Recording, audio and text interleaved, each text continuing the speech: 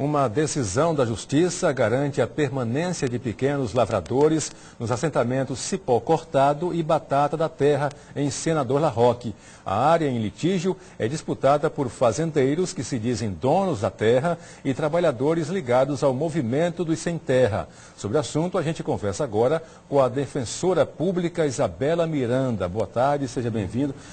Primeira pergunta é, há semelhanças entre os dois processos de Cipó Cortado e da Batata da Terra? Boa tarde. Boa tarde, Luiz. Sim, há semelhança entre os dois processos, tendo em vista que em ambas as áreas existem trabalhadores rurais que buscam sua sobrevivência através do seu trabalho na terra, buscam sua dignidade através da sua agricultura de subsistência, para garantir a subsistência de sua família nessa área, tanto do Cipó Cortado como da Batata da Terra.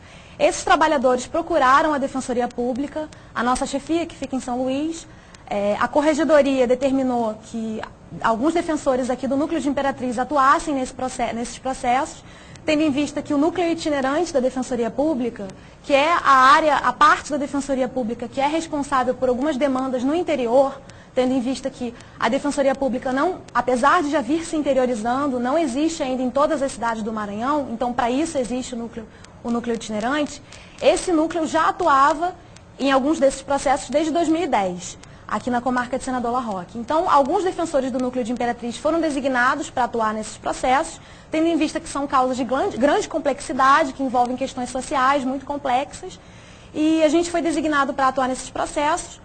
Mas a grande questão de semelhança entre os dois processos é exatamente o fato de serem áreas em que há um conflito fundiário, em que existem trabalhadores acampados que buscam garantir sua subsistência na terra. Entretanto, existem alguns proprietários que vêm entrando com demandas na Justiça Estadual, sobretudo demandas de reintegração de posse.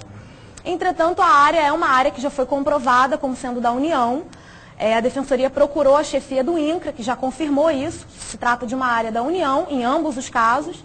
E a grande problemática é essa, que a gente está atuando na Justiça Estadual quando se deveria obter uma decisão na Justiça Federal. Agora, essa garantia da permanência, ela traz uma esperança de definição para o caso?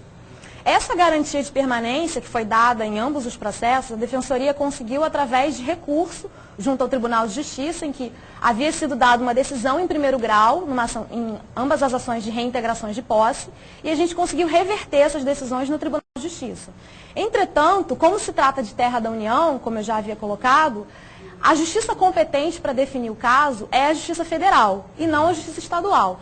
Então, essa garantia que foi colocada, pelo menos por enquanto, de permanência na terra por parte desses trabalhadores, é uma garantia que deve ser dada pela Justiça Federal e não pela Justiça Estadual. Agora, essa defesa, defensora, se baseou em que pontos? É exatamente essa discussão de ser a terra da União e, sendo a terra da União, ser a Justiça Federal, a justiça competente para o caso.